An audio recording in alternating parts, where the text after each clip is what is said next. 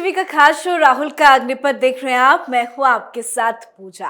Congress party को लगता है कि बेचारे राहुल गांधी पर बहुत अत्याचार हो रहा है। कोर्ट ने राहुल गांधी को मोदी सर ने मानहानि मामले में राहत नहीं दी तो कांग्रेस पार्टी ने इमोशनल कार्ड खेलना शुरू कर दिया। कोर्ट के फैसले के विरोध में कांग्रेस पार्टी ने आज देश भर में मौन सत्याग्रह का आयोजन किया था। कांग्रेस के कई बड़े नेता, विधायक और मंत्री काली पट्टी बांधकर मौन प्रदर्शन करते नजर आए, पर अफसोस जनता का समर्थन नजर नहीं आया। और सच्चाई ये है कि ये राहुल गांधी की कानूनी लड़ाई है, जवाब कोर्ट में देना होगा, सड़क में नहीं। तो वहीं आज एक बड़ी खबर और सामने आई जो राहुल गांधी के लिए बड़ी मुसीबत पैदा करने वाली है। मोदी सरनेम को लेकर राहुल गांधी के खिलाफ मानहानि की शिकायत दर्ज कराने वाले पुर्नेश मोदी ने सुप्रीम कोर्ट में कैविएट दाखिल की है। पुर्नेश मोदी ने कोर्ट से मांग की है कि अगर राहुल गांधी सुप्रीम कोर्ट का रुख करते हैं तो कोर्ट बिना उनका पक्ष सुने कोई एक तरफा आदेश पास ना करे। तो आज इसी मुद्दे पे चर्चा करेंगे। बातचीत के लिए मेरे साथ स्टूडियो में मौजूद हैं कैपिटल टीवी के एग्जीक्यूटिव एडिटर राजीव जी। राजीव जी, बहुत बहुत स्वागत है आपका। धन्यवाद। पुर्नेश मोदी सुप्रीम कोर्ट पहुंचे हैं, उसको आपसे अच्छे से समझेंगे, लेकिन आज कांग्रेस पार्टी ने जो मौन सत्याग्रह किया, कुछ फायदा होगा उसका? देखिए, सबसे पहले तो जरूरत इस बात को समझने की है कि इसका नाम जो रखा गया है मौन सत्याग्रह, ये सत्याग्रह शब्द कांग्रेस को इस्तेमाल करना चाहिए या नहीं। सत्याग्रह शब्द महात्मा गांधी ने इस्तेमाल किया, सत्य के लिए आग्रह किया जाता है। इसमें आप मौन तरीके से आग्रह कर रहे हैं और आप इस बात के लिए कंफ्यूज हैं कि आपका आग्रह किसके साथ है। ये जो प्रदर्शन है, धरना है, ये धरना आप किसके खिलाफ दे रहे हैं? सरकार के खिलाफ या न्यायपालिका के खिलाफ? ये कांग्रेस के अंदर का कंफ्यूजन है, क्योंकि कांग्रेस ने जो मौन सत्याग्रह नाम दिया है, जिसको मौन दुराग्रह, झूठाग्रह कहा जा सकता है, झूठ फरेब के लिए आग्रह किया जा रहा है, इसमें कांग्रेस का मानना है कि राहुल गांधी के खिलाफ एक साजिश के तहत मामले दर्ज किए जा रहे हैं। अब मामले दर्ज किए जाते हैं, उसमें कौन सी साजिश होगी? जो भी मामले दर्ज किए जाएंगे उस पर फैसले में साजिश हो सकती है। मामला दर्ज करने के लिए साजिश करने की क्या जरूरत पड़ी है? अगर राहुल गांधी ने कुछ लोगों के खिलाफ, कुछ समुदाय के खिलाफ अपमानजनक शब्दों का इस्तेमाल किया और वो मसला कोर्ट के अंदर गया, तो इसमें साजिश का मतलब क्या है? क्या ये कहना चाहते हैं कि हम कुछ भी बोलने के लिए स्वतंत्र हैं? Freedom of expression, freedom of speech केवल कांग्रेस में राहुल गांधी के लिए है और किसी के लिए स्वतंत्रता का कोई मतलब नहीं है। डिग्निटी, प्रतिष्ठा, ऑनर का कोई मतलब नहीं है। आप दूसरे के प्रतिष्ठा को किसी तरीके से कुचलते जाएं और आपके ऊपर आरोप न लगाए, केस न करें। यहां तो ये बात है कि हिंदुस्तान के जिनमें डेमोक्रेसी है और डेमोक्रेटिक लोग हैं, इसलिए कोर्ट के अंदर जाते हैं। नहीं तो ऐसी ही टिप्पणी नुपुर शर्मा ने किया और उनके खिलाफ क्या हुआ वो सबको पता है कि लोगों ने कैसी कैसी बातें कही, कैसी धमकियां दी और आज तक वो छुप कर जी रही हैं। आज तक वो सार्वजनिक तरीके से खुलेआम पहले की तरह वो न मीडिया में आ पाती हैं और न ही जीवन जी रही हैं, क्योंकि अभी भी डर है कि जो शांति दूत कहवाने जाने वाले लोग हैं वो कोर्ट तो नहीं जाते, बल्कि कोर्ट से बड़ा फैसला खुद ही ले लेते हैं। कन्हैया कुमार इसका उदाहरण है। एक फेसबुक पोस्ट लिखता है और उसके बाद उसकी निर्मम हत्या कर दी जाती है।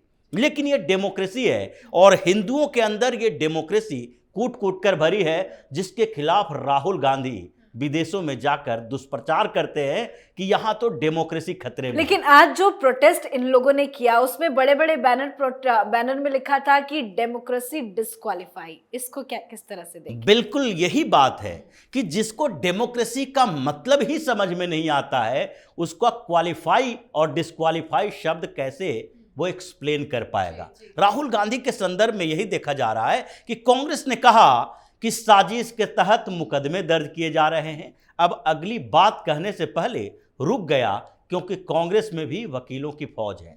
अगर यह कहा जाता कि साजिश के तहत फैसले दिए जा रहे हैं, वहां जाने से पहले रुक जाता है। ये लोग साजिश कर रहे हैं, लोगों को भ्रमित कर रहे हैं कि अगर राहुल गांधी के ऊपर जो फैसले आए हैं उसमें कोर्ट और कानून का मसला नहीं है, बल्कि ये पूरी तरह से राजनीतिक मसला है, ये दिखाने की कोशिश कर रहे हैं। नहीं तो राहुल गांधी को 2 साल की सजा मिली, मजिस्ट्रेट कोर्ट ने दी, आप सेशन कोर्ट में गए, सेशन कोर्ट ने भी आपके उस जो सजा मिली है उसके ऊपर स्टे लगाने से मना कर दिया। हाई कोर्ट में गए, हाई कोर्ट ने भी मना कर दिया। अब सुप्रीम कोर्ट में जाना है, उससे पहले ड्रामा कर रहे हैं कि इनको चुप कराया जा रहा है, साजिश राहुल गांधी के खिलाफ की जा रही है। ये कैसी साजिश है? अगर राहुल गांधी 12 साल से बेल पर बाहर हैं, 2011-12 का मुकदमा नेशनल हेराल्ड का, जिसमें सोनिया गांधी राहुल गांधी के खिलाफ प्रथम दृष्टया पूरी तरीके से पता है कि ये मामला चोरी का है, 5,000 करोड़ रुपए हड़पने का है गांधी परिवार का।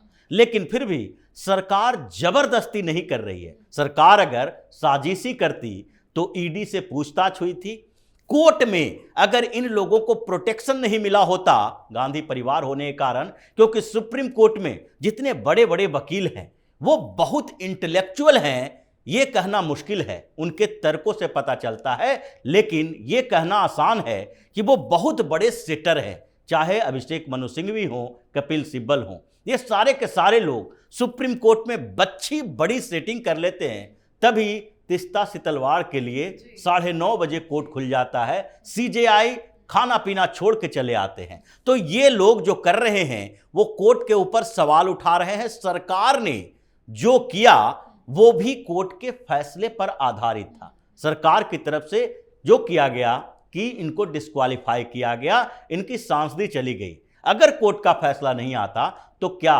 पार्लियामेंट में जिस तरीके से बदतमीजी राहुल गांधी ने की थी और इनके खिलाफ जो चले वहां पर प्रोसीडिंग चला, उनमें नैतिकता अनैतिकता की बातें हुई, लेकिन अभी भी सरकार ये सोचती है कि चलो कुछ चीज़ों को इग्नोर कर दो, क्योंकि पॉलिटिक्स है, पॉलिटिक्स में ये सब छोटी मोटी चीज़ों को इग्नोर किया जा सकता है। लेकिन जहां तक कोर्ट का सवाल है, क्या मोदी सरकार कोर्ट को फैसला रोकने के लिए कहे?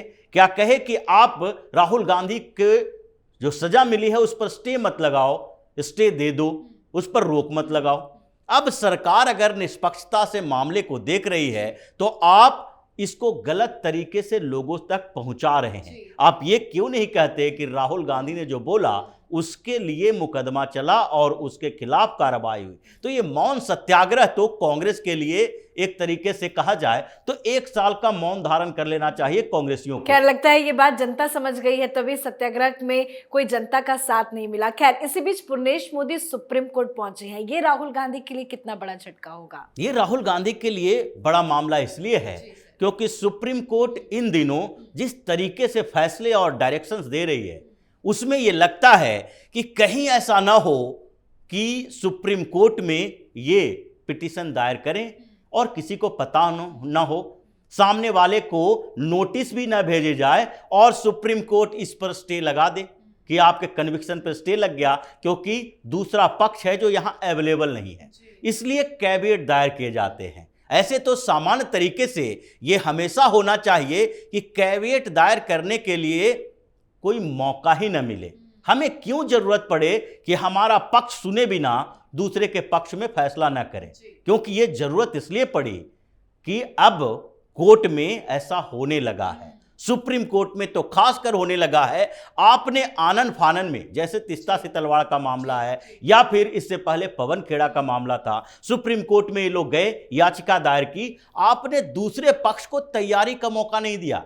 आपने कहा 2 घंटे के अंदर हम सुनवाई करेंगे। अब 2 घंटे में जो दूसरा पक्ष है वो कैसे तैयार करके ला सकता है कि इनको क्यों बेल नहीं दिया जाना चाहिए? आप तो पहले से तैयारी करके सुप्रीम कोर्ट गए हैं। यही बात है, अगर सुप्रीम कोर्ट आनन फानन में कहे कि ये राहुल गांधी की याचिका आई है, हम इस पर आज सुनवाई करेंगे, आज फैसला देंगे, और पुर्णेश मोदी को 1 घंटे के लिए नोटिस दे दिया जाए कि आज आप अपने वकील के साथ आएं और आज विरोध करें, वो कैसे तैयार करके ले जाएंगे कि सुप्रीम कोर्ट में क्या होना है? इसीलिए कहा गया है कि आपके पास जब याचिका आए और सुनवाई की तारीख निर्धारित करें तो कम से कम हमें सूचित करें कि हम अपना पक्ष मजबूती से रख सकें कि हाई कोर्ट ने इनके कन्विक्शन पर स्टे क्यों नहीं दिया है और अभी तक हमने क्यों हर जगह पर जीत हासिल की है। आप इन पर विचार करते हुए ही अपना फैसला सुनाएं। तो ये राहुल गांधी के लिए ये जो गुपचुप तरीके से अभी तक काम कर रहे हैं उसके लिए बड़ा झटका माना जा सकता है कि पूर्णेश मोदी अब तैयारी कर रहे हैं अंतिम अदालत में राहुल गांधी को सजा को बरकरार रखने के लिए। अब राहुल गांधी और कांग्रेस अपनी तैयारी में जुटी है, लेकिन इस तैयारी के बीच ये तो पता चला कि पूर्णेश मोदी भी बैठे हुए नहीं हैं। वो भी अपने वकीलों के साथ सलाह कर रहे हैं और सरकारी वकील तो रहेंगे ही, लेकिन अपने वकीलों को अपना पक्ष मजबूती से रखने के लिए बताया जा रहा है कि जिस दिन हाईकोर्ट से झटका लगा था ठीक उसके दूसरे दिन ही पूर्णेश मोदी चले गए थे। आज इस बात का खुलासा हुआ है। बिल्कुल, और ये जाना ही चाहिए क्योंकि इन लोगों को लगता है कि हमें प्रिविलेज मिली हुई है। राहुल गांधी अब तक बचते रहे या फिर इनके खानदान में सब लोगों ने इस प्रिविलेज का इस्तेमाल किया। यही इंदिरा गांधी की सरकार के खिलाफ, इंदिरा गांधी के खिलाफ इलाहाबाद हाईकोर्ट ने एक फैसला दिया और उसके बाद क्या हुआ, इस देश पर पहली बार इमरजेंसी थोपी गई, आपातकाल लगा दिया गया, क्योंकि इस खानदान को ही लगता है कि ये देश के राजा हम हैं, दूसरा कोई कैसे लंबे समय तक पीएम बन सकता है। ये थोड़े थोड़े समय के लिए आए चले जाएं और हम बरकरार रखें, इस कुर्सी पर बैठे रहें। यही दुर्भाग्य है इस देश का कि अभी भी राहुल गांधी और नेहरू गांधी खानदान है उसको राजनीति में जीवित रखे हुए हैं और अब इसका अंत होने ही वाला है। बिल्कुल, अब तो लगता है कि पूर्णेश मोदी ने ठाना है राहुल गांधी और पूरे गांधी परिवार को सबक सिखाना है। बहुत बहुत धन्यवाद सर समझाने के लिए। तो राहुल गांधी मोदी सर ने मामले में दोषी हैं, सजा भी मिल चुकी है, अब सजा के खिलाफ सुप्रीम कोर्ट जाने की तैयारी है। पर उससे पहले ही राहुल गांधी को सजा दिलाने वाले पूर्णेश मोदी ने सुप्रीम कोर्ट का रुख कर लिया है, जो राहुल गांधी के लिए एक और बहुत बड़ा झटका है। सुप्रीम कोर्ट को अब किसी भी तरह का आदेश जारी करने से पहले दोनों पक्षों को सुनना पड़ेगा और पूर्णेश मोदी के सामने राहुल गांधी की अब कोई भी दलीलें नहीं चलने वाली। इस पर आप अपनी राय कमेंट करके जरूर लिखें। देखते रहिए कैपिटल टीवी। नमस्कार।